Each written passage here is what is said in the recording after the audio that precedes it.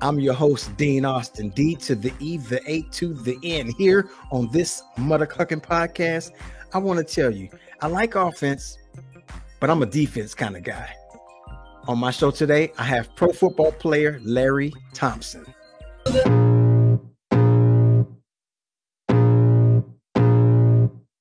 I can feel the blood creeping up from the heathens. Got will, got fight, got pride, got reason. If they wanna go eat, then you know I'm gon' feed them. If you're coming for me, hope you're ready for a demon. I got eyes in the back of my head, I'm seeing. Take me for granted and you know I'm leaving. I'ma take what's mine with the webs I'm weaving. I could take this crowd from seeing to believing. Got a taste for blood and my tongue keeps bleeding. From the words I spit, so sharp, so freezing, so cold, behold, frost.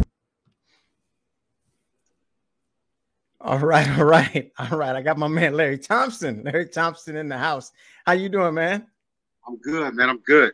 Man, I'm happy to have you on, man. Thank you for coming on my podcast, hanging out with this brother here. I just want to say, man, first of all, I've seen your work. You the man. You fast. Hey, man. You got hands. You can do your thing. But guess what? I'm going to D you up when I see you. Hey, I don't know about that, man. I'm going to D you up when I see you. I like you, but I don't like you, man. I don't like you. I know it's the defense and offense. I got you. Yeah. My man Larry Thompson is a wide receiver, and I'm a defensive back. You know, so we have a love-hate relationship. Yeah. You know. Yeah. Got a love-hate relationship, man. It's good to see you, man. I just want to tell you right now, thank you for coming on the podcast and just gracing the screen and the mic with me, man. You up in Canada? I'm in Vancouver, downtown Vancouver. In Canada by way of Northern California, IA. Fairfield, California.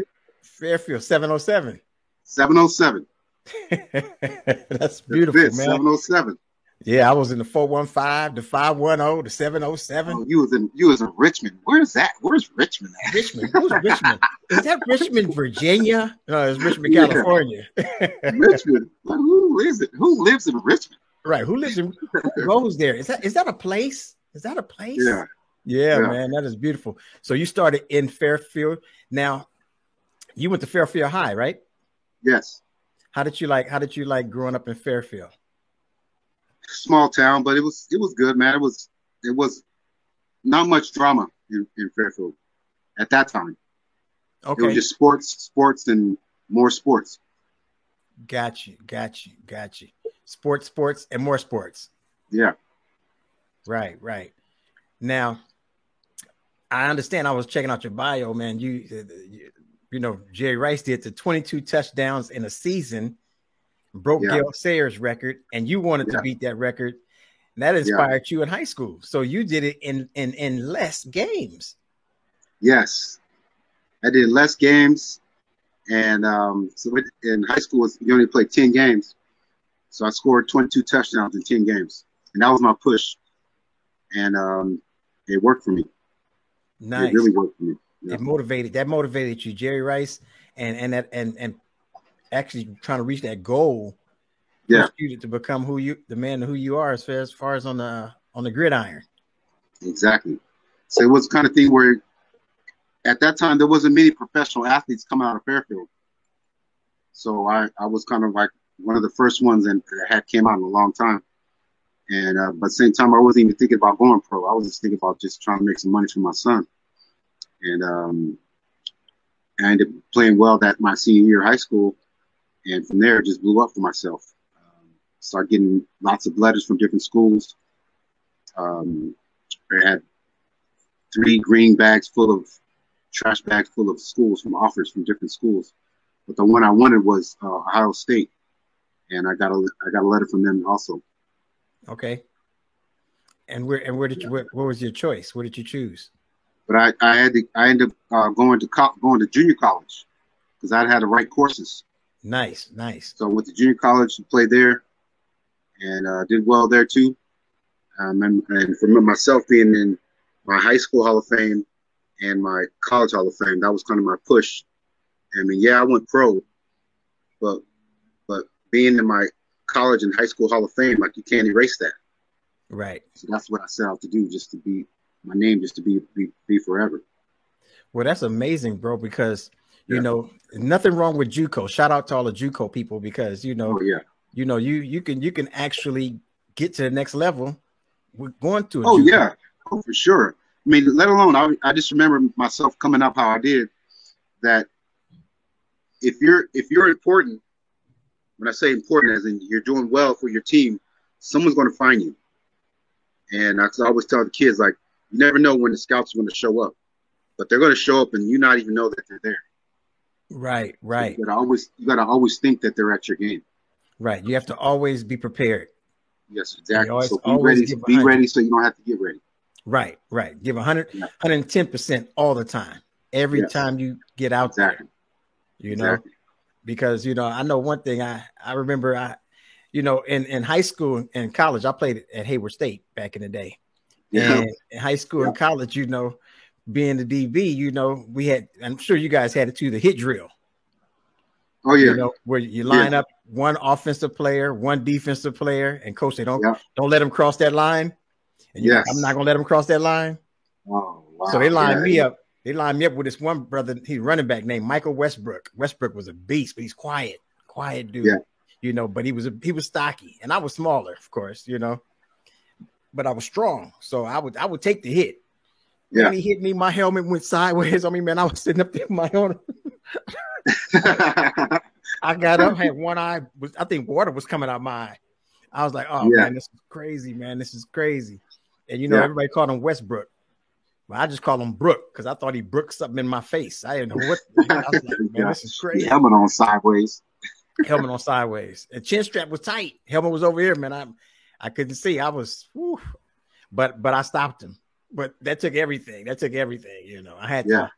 Yeah. I was on his back. I went the opposite direction. And I got him.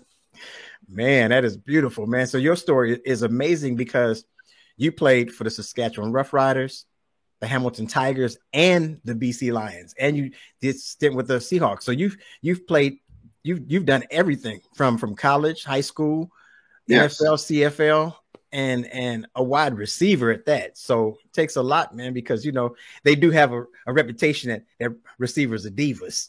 We talked about that, you know. Yeah.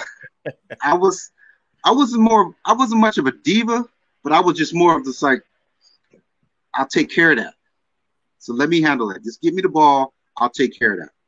That's how more of a thing. I wasn't arrogant. I wasn't cocky, but I think I was just more confident than anything. Just from did what I did in my senior year of high school. So I kept that want to of just getting better, and it helped me, man. When you talk about the CFL, I played for 3 different teams twice. I played for BC twice, Winnipeg twice, and Saskatchewan twice. And the fact that I did that, not many people can say that. Not many players can say that, where a team cut you but then brought you back. Right. You know. So for me, the fact that my gameplay was legit. Right. So you were wanted throughout your entire career. Yes. Basically. Yes. Yeah. I mean, I started at 19, retired at 32. That's and beautiful. The average years of a professional athlete is 3 to 5 years. Well, I did 12 with 3 teams twice, and in my high school and college Hall of Fame. And back then, you use your helmet, your head.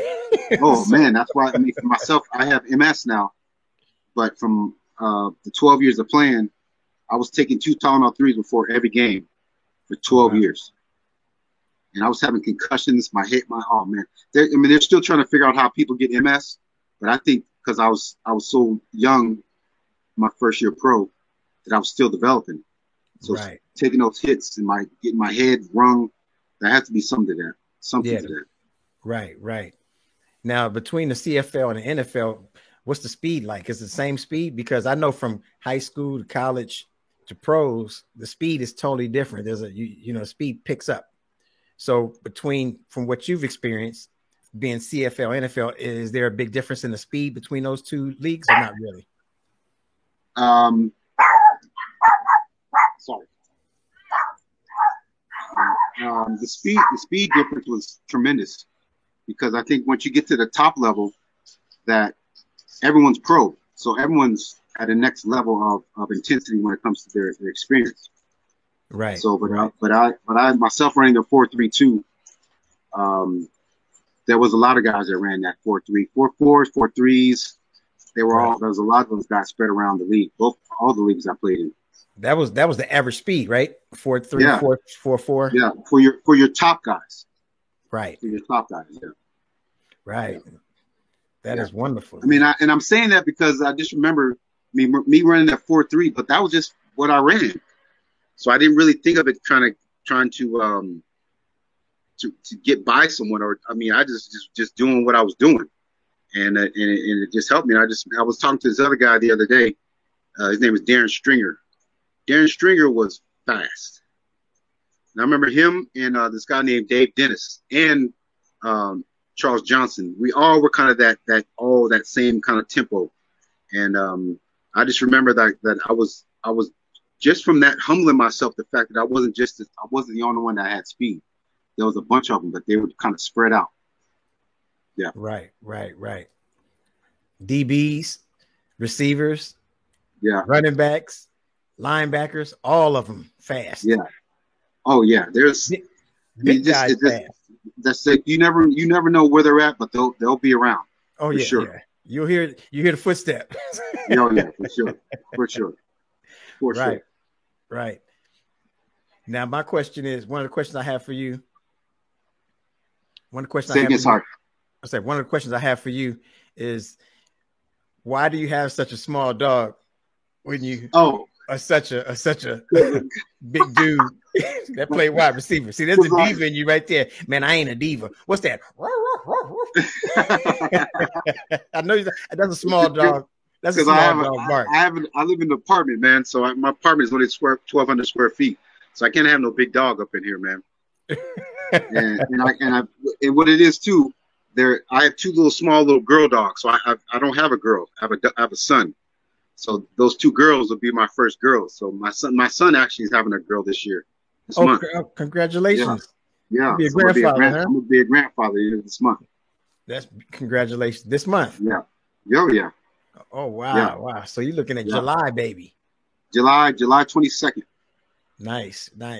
That's wonderful. That's amazing. That's amazing. Congratulations. Now, your son didn't take up any sports like you, or did he do something else?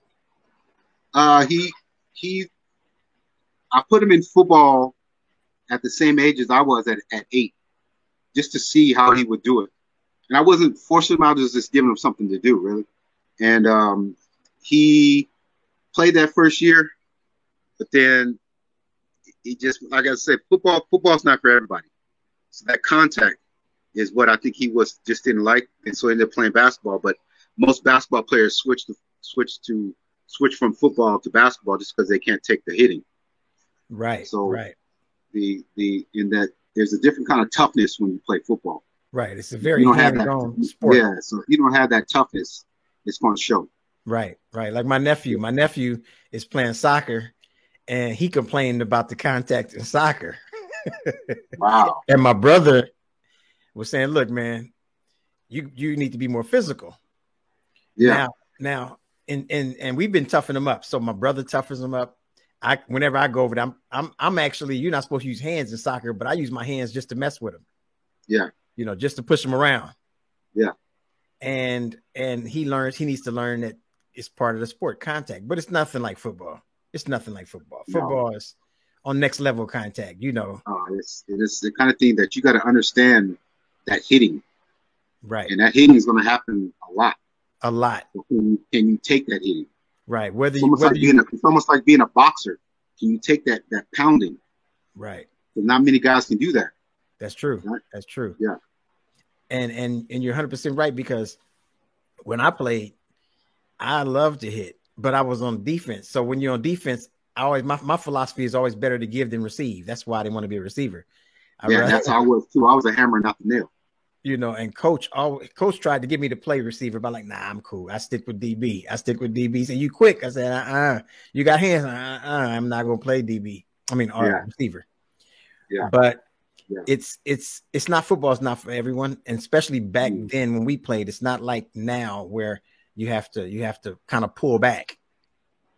You know, you have to actually you can't use your head, you can't use this, it's a different type of game now. So but it's still violent. It's still violent. So yes. Very violent, very violent. And you got a lot of brothers that play football that are coming up but didn't have the best situation growing up. So there's another kind of toughness because of that. So you can see sometimes when you watch NFL games, like how you see this guy, all of a sudden he just violently hit somebody. You'll see that kind of at the end of the play where a guy kind of ends up just attacking the guy or hitting the guy viciously. But that comes from when growing up. Right. It wasn't really necessarily a nice way to grow up in some of the towns some of the kids that play. So there's another form of toughness that's being formed because of how they were raised. And you can sometimes tell that when you see guys tackle someone. That's true. It's very, very violent. Right. But that violent nature is because that's how they were raised. Right. Yeah. Now I wasn't raised where I was violent or anything, but I enjoy hitting my idols, Ronnie Lott. Oh, yeah. So I've always wanted to emulate him and be a Ronnie Lott on the field whenever I played. Yeah. Now, when you're playing, and you can't really tackle somebody and lay them down. You need to yeah. You need to have a certain form of toughness. When you hit somebody, you gotta take them out. You can't be like hit them and be like, take care. Yeah. Try it next time. You did a good job. Here you go. You have to actually make sure that you remind them that you're there. And as you say that, that's funny. As you say that, my thing was I was a talker. I mean, being from the Bay, you know how it is. Right. I was a talker. And how I would talk is on the way back to the huddle. And what I would say was like, damn, man, I know you know how to spell my last name because you've been looking at my last name all day. I know you know how to spell my last name on the back of my jersey because you've been looking at the back of my jersey all game. That's wrong. So you try to get it in his head too. Oh yeah. Right. So basically, Larry, whatever, man. Larry, man, get there, Larry. That's how it was. Just whining, man, Larry, man, get you, Larry, man, get you, Larry.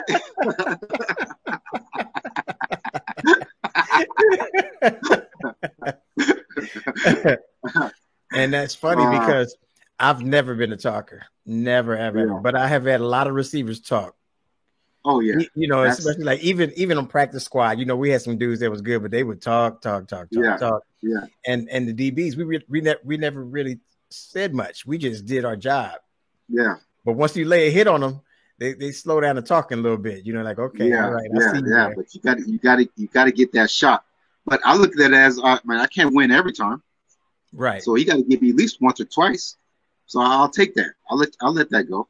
Right. But I'm gonna get you though. I'm gonna get you. Now, speaking of talking, I'm a sophomore in high school. Yeah. Now, like I said, I was small, but I've always been strong for my size. So coach put me in as a guard. So wow. But I was quick. I get around the corner, hit the linebacker, and the running back come around, right? Yeah. So he had me a guard. Then he moved me to center. And because the center got hurt or was whatever, and I had to fill in. And I remember this like it was yesterday. The nose tackle was talking smack. He just kept talking trash. And then he said something about my mama, right? and it messed me up. And I didn't hike the ball. Coach was mad. And they had you playing center. Wow. Center. The coach, the guy ran around me and the quarterback got sacked because he got in my head. So talking is very important. You talk a good game, you can mess somebody up big time. Exactly. So I had to practice my game. So my talking game at practice, just to make sure it was right come game day. Yeah, you look in the mirror and talk, huh? Yeah. You know who I am? You know who? Spell my name. Spell my name. TOM, TOM. That's all you're gonna see because I'm gonna be on you. So, there was one time this guy, actually he's from LA, D Lyman, and but I was yakking with him back and forth because he was a talker too, but he was a big dude. But he had got hurt, and I had ran a play and he was on the ground, and when I walked past him, I said, "Hey man, get your punk ass up," and kept walking. He got up. he got up. He got, man, forget you, Larry. Forget you. I said, hey, hold up. I thought you was hurt. Man, forget you, Larry. Forget. He was on the ground talking about his knee. His knee was hurt. Oh yeah. He wasn't hurt. He wasn't hurt. Get your ass up. He wanted to maybe just slow the game down. That could have been it too. He probably like, I'm tired, so I'm gonna lay here for a little bit longer, slow the game down. Yeah. Get a couple deep breaths, then I get my fat butt up and move over to the side, and I go, that's crazy, man. But that's amazing. Now, in your story, in your life story, you've been shot, man. Yeah. And I want to say this because this is something the kids need to understand, because everybody is not your friend. Nope. Everybody is not going to be open with you and tell you everything. Nope. So, it's crazy because you are alive today, but you could have very well not been here. And you had to come back and play after being shot. So tell us a little bit about that story, because I know that it's a very good story, but it's definitely something that people need to hear. Yeah. I had just played in the Grey Cup, which is similar to the Super Bowl up here in Canada, and played it in Toronto. And I got home. This was 1992. I got home end of 1992, December, and then was home, and then I get a soft knock on my door. This is March. Hey. This is March 3rd, 1993. And I look out the window, and there was 5 guys on my door. I'm thinking, we're not talking about 5 guys, the burgers, but yeah, not 5 guys. Not 5 guys burgers. They wasn't delivering burgers in the middle of the night. No, they was delivering. They was delivering that. They was delivering more than that. Right. But all of a sudden, I hear, and they just start shooting up my house. I run to the back to try to get out the sliding glass door, but I forget that there was a pin at the top. And I'm pulling it open, and it wouldn't open. And all of a sudden, I feel something down my arm. And I look at my arm, and it was blood. So a bullet went right into my shoulder. It's still in there to this day. And so once I felt the blood, but still, this is still pop, pop, pop, pop, pop, pop, pop, pop, pop, pop, pop, pop, pop, pop. This is going on for like 3 minutes of shooting. Pop, pop, pop, pop, pop, pop, pop. So I finally get on the ground, and a bullet comes through there was a couch, and a bullet comes through the couch and hits me in my leg, and it broke my femur right in half. Wow. So finally the shooting stops, the gun stopped, and I go down the hall, and I couldn't get up. First thing, I sit up and try to put my leg back together. Wait a minute. You thought your leg was a jigsaw puzzle, huh? You like, I got this. Yeah. All right, I'm good. All right, I just put this back together. So I'm really trying to put my bones back, my femur back together. And I went to actually step on it. And the hole that it came out of, my bone came out through that hole. I was like, oh man, this is gone. So I'm crawling down the hallway, and then I look behind myself, and I see a stream of blood trail down behind me. I said, man, this is serious. It's like the movies. So, man, it was something, man. That is. So they come in, the ambulance, the ambulance drivers put my leg back together, put this strap on it, and it has 7 straps on it. So goes through and goes through and goes through. And then when it gets to my knee, they pull tighter. And all of a sudden, past my knee, it's even real tight. I'm going, I'm screaming, what are you doing? Why?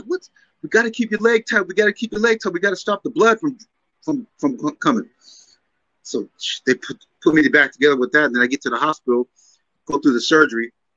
And after the surgery, I said, Doc, am I going to be able to play? And he said, well, that's up to you, Larry. And then from that's how I became a trainer.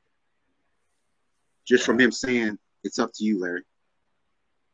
And then from there, I came to start training. I went back to the team that I was with. Eventually was Winnipeg. I went back there to do rehab. But then once I got healthy, and I went back to California, and then I didn't go back to Winnipeg because I didn't want to have to deal with the media. So what I did, I just didn't show up.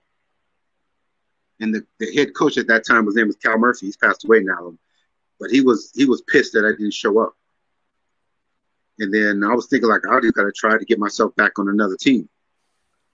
So I'm thinking, all right, so what do I do? So I go try out for Las Vegas Posse. They were the first CFL team, and because they CFL expanded, and it was in Vegas. Wow. But then Las Vegas Posse. But all the veterans got to camp too early, so they cut us all but one of us. His name was Greg Battle. They kept him. But then from there, I got cut. No, I take that back. First, I didn't go to Vegas first. I went to Sacramento. Sacramento had an expansion team, the Sacramento Gold Miners. And when I went to that team, the coach said, "Oh, Larry, I know what your situation is. You're just not ready yet." So then that's when I went back and trained again, and then went to Vegas. And once I got to Vegas, I was fine, but I was in camp too early. So I'm thinking, Larry, so what do I do? Well, I couldn't go back to Winnipeg. So then I just called Saskatchewan. And I said, because I didn't have an agent, I just said, I'm recovering from my injury. Can I come and do a tryout? And they said, all right, well, come on in. You pay for your flight, and we'll pay for your flight if you sign with the team. So luckily, I signed. I signed with the team in 1994. I finally got my way back in. And then from there, I got my courage up, my confidence, and I was still running nice routes. I still had a lot of rehab too, right? Yeah, but I was rehabbing. I was doing a lot of stuff myself, so I learned how to. I was watching obviously the trainers, and I started learning how to do it myself. And they kept me. Right. And so when you told the coach you couldn't come back, you said, "Look, man, I got my leg in my backpack. You know, once you put me back, once you put me back on the team." And the thing is, I was still under contract, but they cut me. They could have kept me. I would have had to go back, but they just cut me. And then first year, but first year I did well enough to stay. They brought me back, and then came back 95, and then there was the other receiver on the other side of me. He was older, but he was getting ready to retire. So I was like, I need to get my numbers up. So, because the quarterback and him were good friends, so he was feeding him the ball a lot, and I just wanted to get my numbers up. So they sent me to, I said, can I get a trade? I asked the coach for a trade. So no, the coach was like, no, we need you. We like you here. And he said, well, let me see, and I'll talk with you tomorrow. He said, they brought me in and said, Larry, we're going to send you to Hamilton. So they traded me to Hamilton. And then I get to Hamilton, and the commentator was like, well, what's going on with you, Larry? You haven't scored any touchdowns. What's going on? I said, well, I just got here. I said, but you know what? Since you're asking, I'm going to score twice for you today, maybe 3. And we'll see what you say after that. And then at the beginning of the game, oh, Larry Thompson made this bold statement that he's going to score 2 touchdowns today. So let's see what he does. All right. I had 8 catches, for 275 yards, three touchdowns. 3 touchdowns. Wow, that's Three dope. touchdowns. Yeah. That's nice. That's nice. Yeah. And it's all started because you didn't pay for those fries at Five Guys. If you had just paid for the look, it was a large, man. You should have just went ahead and paid for them. You're like, look, man, I know I want the fries. Give me the shake. And you walked out and said, we're gonna find him. We're gonna come right to his crib and we're gonna get him. That's why I always pay for my fries. But that's amazing. That's a serious comeback. That's a movie. That's a movie right there. Well, yeah, and as you said that, I'm working on a documentary. Nice. You need to. I'm working on a documentary for talking about my MS, talk about the shooting, and then talk about my professional career. Well, I want to be in it, and I want to be one of the Five Guys. I'm gonna come with a Five Guys uniform on, with a bag of fries. Yeah, man, that is crazy. Wow, that's beautiful. You definitely need to do that. I always do something called RQT portion of the show. When I say RQT, I mean random question time. Okay. So it's a random question. You answer it, and you say why. Okay. Okay. Why you chose that answer. Okay. Yeah. So, would you rather swim blindfolded? Would you rather swim blindfolded in a shark tank feeding sharks, or play a Ouija board game in a haunted house, and why?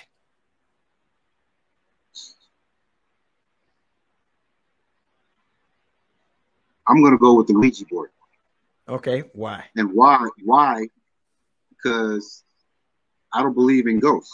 Okay, all right. That's a good answer. Well, I'm not worried about it. I'm not worried about it. You shouldn't be believing in ghosts. You got shot at 500,000 times. Yeah, I've almost died twice.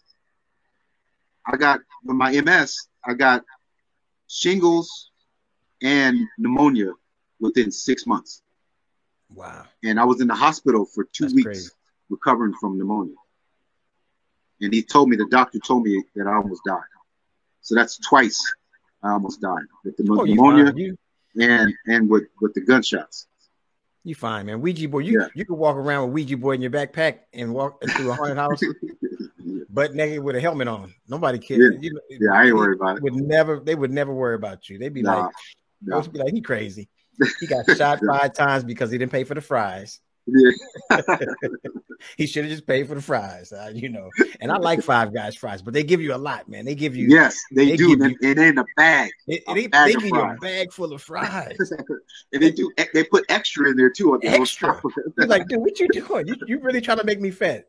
They know how to bring customers back. That's and they give you some peanuts too. Peanuts, fries. Yeah. And if you ask for it, I've gotten a free shake. Wow. I've asked, but I was joking around and they gave it to me. That's when you messing with them, If I had known you back then, I'd have brought up them going up and shooting up the house. I'd have said, look, Five Guys, why y'all go to my boy's house and shoot him up over them fries? Man, I'd have gave you the $8 for them fries if you just not shot the brother. He was going down the hall, dragging his leg. He had his other leg in his backpack. He was leaving the trail. It was like a horror film. I'd have had your back, man. I'd have had your back. Look, when I come up there, I'm gonna get you some fries. All right, I appreciate you, man. You probably don't even have 5. You got 5 Guys in Canada? Yeah, they got about. They got 2 Five Guys up here. Yeah, my boy like 5 Guys. I love me some 5 Guys too. That's a nice burger.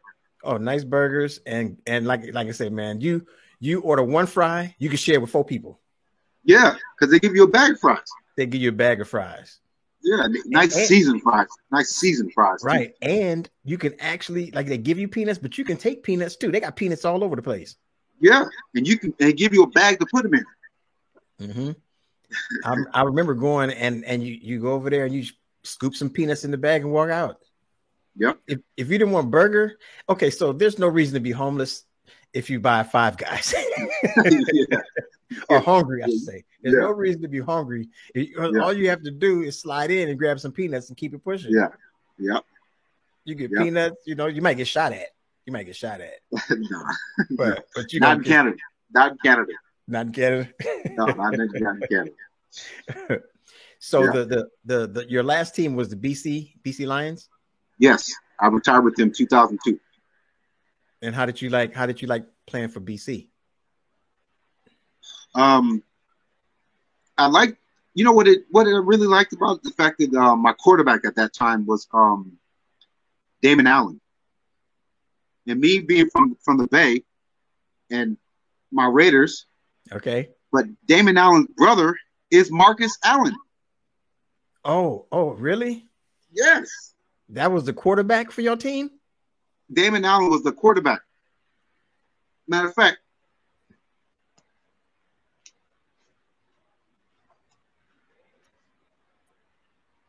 can you see that? Yes. There he is. That's great. What did he run like? Oh yeah, yes. They ran similar. Did not know that. Yes. Did not know that. Yes, like the way that smooth stride that Marcus Allen has. Right. Damon has the exact same thing. Exact same thing. Very quick and very smooth. Yes. Oh man, it's just like a mirror. They same thing, man. They weren't twins. They move the same. They run the same. Oh man, it was fantastic, man. Yeah. One's older than the other. They're not twins, right? No. Marcus is older. Okay. Yeah. Wow. Marcus Allen, yes, smooth. Yeah, it's just the fact that and the thing, another weird thing about Damon Allen is when I was coming up in high school, 1989, my senior year, I first saw CFL football on TV, and Damon was playing with Ottawa, and I saw him for the first time, and I said, "Damn, that brother can play, man. Who is that?" So that's Damon Allen. I said, "Man, he's playing in Canada. How come he didn't play in the U.S. in the NFL?" Like, I don't know, but he can play. But the fact that I first learned about him, and like I was like me kind of learning about being athletic, and me seeing him for the first time, I took that a little bit. It was like, damn, that brother can move a little bit. So I kind of took that, and the fact that I saw him 1989, but then I got to play with him in 1996. That's amazing. So you got to play. It's like playing with your idol. Yeah, exactly. And on top of that, you're saying that he was like the father. He was a father to you, basically, and you actually emulated his moves. You kind of wanted to be smooth like him when you ran. Yes. You don't run smooth at all, man. I could have D'd you up. You horrible, man. I could have backpedaled faster than you ran forward. I'd have laid hands on you before you got off the line. But you were saying this too, that you were quick enough to get on top of the DB. Yes, cut him off. Can slow you down. That's the key to every receiver. Anybody that plays receiver or that's ever played receiver in the league, any league, is to get on top of the DB. Because if the DB is discombobulated, you just cut him off. Now you're running on my back. Right. And that's why. Remember, I learned that from in Saskatchewan from Don Narcisse. He wasn't the fastest guy, but he had hands. He could catch. Right. Then he saw me running my routes. And he was like, Larry, once you get on top of that DB, cut him off. Make sure he's running up your back. Because with your speed, you're gonna be able to get away from him anyway. So get your speed and get away from him and get him behind you. Right. I learned that from Don Narcisse. And as the DB, we don't know your route. You know your route. So once we're at your back, you know what cut you're gonna make. It's gonna be problematic. It's a wrap. Unless you got blazing speed like Deion Sanders or somebody like that. You can adjust. You can adjust. DBs do adjust. Don't get me wrong. Oh yeah, you can adjust, but stop holding me. Stop grabbing, man. Stop grabbing. Stop holding. Stop holding. Get off me, man. You only can touch me for 5 yards. After 5 yards, you can't touch me. Stop touching me, man. Get off me. Get off. Get off. Look, man, I'm gonna hold you all the way to the end zone. I'm not gonna do that. It's that's why my philosophy and the way I thought about it, and I study people like Ronnie Lott. I made sure that I laid a hit first. before 5 yards. I'm gonna get on you before 5 yards and try to mess your mind up and your route way before you even get to the 5 yard line. Because 5 yard line, right? You're not supposed to be like, okay, cool, get off me. You're right. I'm doing wrong because it's 7 yards get out. Off me, man. Stop touching me. Stop grabbing me, man. And I'm still stop grabbing me, man. Yeah, get off me, man.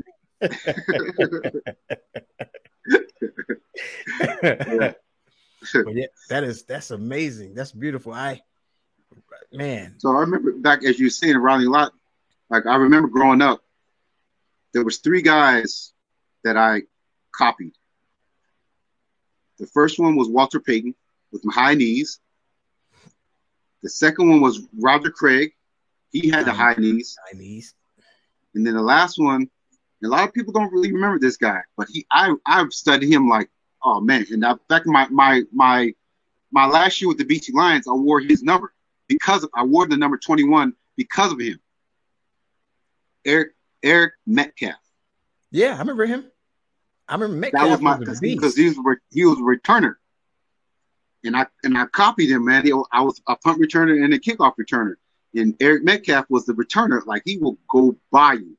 Right. And Metcalf was that. Oh, he was fast. Oh man, I copied him. And wasn't a big guy. He wasn't a big guy at all. And I wasn't a big guy either. But I copied Eric Metcalf because he wasn't a big guy, but he could move you like it wasn't nothing. Right. Yeah. He'll make you go. He'll give you a little misdirection. Yes. One over here, booming that. Next, you're over there. Yeah. Right. Eric Metcalf, Roger Craig, and Walter Payton, my guys. Those some good guys. Yeah. Very good guys to especially Roger Craig. You remember Roger Craig? Oh, of course. I was a Niner fan growing up. Ronnie Lott, and Roger Craig was amazing. Look, everybody's was good on the team with Montana and everybody, all the offensive players. Don't get me wrong, but you needed Roger Craig. That's right. Roger Craig was. And he was the first one to get 2,000 yards. Yes, and he's not in the Hall of Fame. That's what's crazy. Because he was so silent.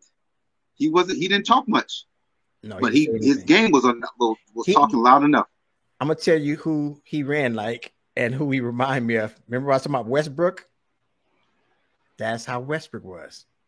He ran with high knees. He punished you. That's why my helmet was sideways. I tackled him, and I was looking at the parking lot from the front. I think I got up, and I think I asked him, "Is the ice cream truck coming?" I don't know what I said, but that kind of running that style is amazing, and it's beautiful to watch. It's like a gazelle. Oh yeah, with power. Yes. It's amazing to see somebody be so graceful and so strong. Yes. Yeah. And that's amazing. Walter Payton, like you said, was one of those guys that we were talking about. Walter Payton the other day, a friend of mine and I, and how he made it just look effortlessly, how he moved and smooth, and it was like watching butter roll down a pan because he would just glide, Exactly. And I tried to imitate all that gliding, just being in less movement and just get there. Speed kills. Right. Yeah. Well, I definitely enjoyed watching your clips. I enjoyed reading about you and learning about you. And I'm gonna give a shout out to Odell because Odell. Yeah, Odell, my boy Odell. Odell linked us together, Yeah. Odell Austin, my cousin. He said, "Yeah, man, you gotta get this brother home. You gotta get this." I said, "Well," he said, "Yes, my boy, y'all gonna like each other. Y'all gonna jail. Y'all just like 1, 2, 3." I said, and he said, and I told him I don't even think he knew I played football, and he definitely didn't know I was a DB. So I was excited when he said you were a receiver. I was like, "Oh, I get to be able to talk to a receiver." Yeah. So it's a pleasure, man. I wish you all the best, much success. I want to know more about your documentary. It's time to roll out. I want to bring you back and have you on about when you finally finish it. Okay. So we can talk about it and put it out there because I know it's very good and it's a wonderful thing to put a life story out that's very not just compelling but very inspirational and moving like that. because people need to see that. People need to see that you can do and be what you want to be as long as you put your mind to it and believe in yourself. Exactly. And don't stop. Yeah. Because you could have gave up. You could have gave up when it. Yeah, and a lot of people said that, like, no, I would have gave up. I would have stopped playing. I said, well, that's the difference between me and you. Right. Right. So I mean, when I asked the doctor, he said, I asked him, am I going to be able to play again? And he said, yeah. So that for me, that was enough. That was enough to try to get back, and I did. So and I played another 10 years after getting shot. That's amazing. Yeah. You like Superman. You got shot, and then you kept playing. Yeah. You know? Now that was a doctor that said you can do it, but wasn't there someone else that told you that you won't play again, or no? Was there anybody told you that? No. Well, it was just the naysayers. Like, you know, I'm used to those right. individuals that, you know, just try to get you out of doing what you know you can do. And the thing is, they want to stop you from doing what you can do because they can't do it. Right. So that's that negative party. But for me, I love haters. Right. I love haters. I love them to death. Because that's what got me to where I'm at now, is just people doubting me. Well, I tell you one thing. Everyone has nicknames. Odell told me you have a nickname. What is it? I'm just gonna say Low. That's all I'm gonna say. Low. So I ain't gonna say nothing else. I ain't gonna put it out there. But he told me that. But I'm gonna give you a nickname. And I'm gonna call you Five Guy Superman. No. You Five Guy Superman. Man, I've had so many. I think with the nicknames for me, that's the fact that just tells me people are paying attention. So yeah. I take anything that comes in a positive, laughing, general way. Right. I mean, I look for it. I mean, I've had so many nicknames in my day, and I mean, for me, the one that stuck with me was when my grandma gave me. She called me Little Larry, and Little Larry that looks like a little man. So I stayed there with that. And no, actually, I take that back. She said, "My handsome little Larry that looks like a little man." And don't leave out the handsome part. She threw handsome in there, you know. Yeah, she said my handsome little Larry, and I stayed with it. So discredit to your grandma by leaving handsome out. Don't do that. You got to make sure you throw that in there, you know. Yeah. So you can't tell me anything other than that. Right. So I've been knowing that since I was 8. Now, if she called you my ugly little Larry, you don't want you can leave that one out. My ugly little Larry, you like yeah. So I'm good, man. I have a good life, man. I'm happy. I mean, I have MS, but that's part of life. You know, life just gave me that, and I've dealt with it. I've had it now for 18 years. Yeah, I walk with a cane, but I work out. With my personal training, UpTempo Training at Gmail. I should say I take that back. UpTempoTraining.com is my website. UpTempoTraining.com. And that's a good one. The fact that I can still train, my base number is 100 repetitions. So I'm doing 100 repetitions. So I was telling my guys, so if you got a football team that's doing 3 sets of 10, 3 sets of 8, 3 sets of 20, and my team is doing 100 repetitions with resistance bands, who's going to win? Right. That's true. So that's just how I live, man. Everything is 100 repetitions, and I do push-ups. I do push-ups and squats and sit-ups every morning. 100 sit-ups, 100 squats, 100 push-ups every morning when I wake up. And before I go to sleep at bed, I do the same routine, but I do it 200 repetitions. And I've been doing that now for I want to say 4 years now. I've been doing this. 200 reps at the end of the night and 100 reps in the morning for the last 4 years. That's beautiful. And I'm all right, man. You are. I'm 51 years old, and I don't feel 51, man. I still feel young. My heart is good. My health is good, other than MS. So I just try to stay positive, man. And exercising is very good for MS. Oh man, this thing 100 repetitions. Think about that. 100 repetitions is for me is easy. Like I don't even get tired. No heavy breathing. No nothing. It's 100 repetitions, and as I'm talking with people now, 100 repetitions, that's part of life. Right. You know, it's about lasting longer. Who can last longer? Well, if I'm Right. doing 100 repetitions and you're only doing 8, That's true. That's true. That's true. and I'm using no weights at all. It's all resistance bands. You know who didn't do weights? Who was a beast? Herschel Walker back in the day.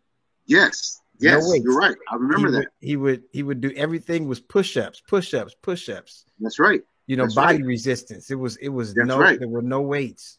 That's right. And it worked for me, man. Yeah. I mean, I'm 100 right now. I'm 187 pounds right now, which is my game weight. And I retired 2002, and it's now 2020. Game weight. Wow. Yeah. So I think I'm doing all right, man. You're doing very well. Now your knees are fine. You never had knee surgery? I did have it. No. I never had. I had a scope from when I got my when I got shot. Okay. Because they put a metal rod in there for 3 months and went back in there. So they went through my knee to put the rod in. So that they did like a scope to kind of clean it out. But other than that, I never had any kind of knee problems. No, I had a couple rolled ankles, a couple banged fingers, but never really no major football injuries. Yeah, but I understood what I was doing. Yeah, I'm hanging in there myself for 106. I'm doing all right, you know. Yeah. When you get 106 years old, you know, you're just happy to wake up, you know. But no, working out is vital. I'm a firm believer in it. I have friends that are, a few friends that actually, and I'm out there. So the same way, you know, I do my reps and I do my riding. I'm outdoors and I'm indoors. I'm doing it all. So keep it up, brother. Keep doing your thing, man. Like I said, man, I'll get up that way. And you ever come down to La La Land, you got to let a brother know. Hey, I appreciate that, man. You know, I appreciate that. And I'll tell you one thing, I'm gonna go to Five Guys and get on them about what happened. I'm gonna tell them, look, get that bag of fries. Yeah, I'm gonna get my fries. I said, you know what you did to my boy Larry, man? Come on, man. I need some fries. I need the bag right now. No, I ain't paying for it. You shot at him. Give me the fries. But thank you so much for coming, man. Enjoy. Hey, man, I appreciate you, man. I appreciate you too, man. Thank you for coming on. My Bay Area brother. Yes, Bay Area all the way. Bay Area all the way. It's funny because, and I've had other people. I've had one, I want to say two. I have one other person on here that's from the Bay and from Northern California. And I call, like we spoke about, I call everything the Bay. It's just how I am because I live in LA. Yeah, me too. Like I'm from Fairfield, but that's the Bay Area. That's all close, but look, people from Sacramento get mad. People from Oakland and San Francisco and blah, blah, blah, blah. I do not care. It's all the Bay. So you, my Bay brother. I'm from Northern California. Northern California. You were born in the 707. You were born in the 707? The 707. I was born at Traverse Air Force Base. I was born in 707. Where? So, at Kaiser and Vallejo? Yes, in Vallejo. But it was not. But it was Valley Joe. But it was not Kaiser. I was born at. It's not there anymore. The hospital. Vallejo General. Remember that? You heard of that? Yes. One? Yeah, that's actually where my son was born. My son was born in Vallejo. Oh, really? Yeah. Oh, wow. Yep. That's amazing. Yep. Valley. And if you say Valley Joe, everybody they know. Yeah. You from Valley Joe? VALLEJO. You know. My cousin's E40, so he's from Vallejo. Ooh. You know, okay, there you go. So I got family all over. In the Bay. Yeah, you know. Hence, we brought up Odell earlier. You know. Yeah. So Odell repping Stockton, but hey, Stockton. But still. That's not the Bay. That's not the Bay. Stockton is not the Bay. Stockton is Budapest. Stockton's the other way. Right. Stockton is a whole nother continent. Oh, you live in Stockton? Oh, where is that? Where's Stockton? What? I've heard of Sacramento, but I've never heard of Stockton. For sure, man. Well, have an amazing day. Hey, you too, my brother. I appreciate you, man. For sure, man. Peace out. See you later, man. Appreciate it. All right, now. All right.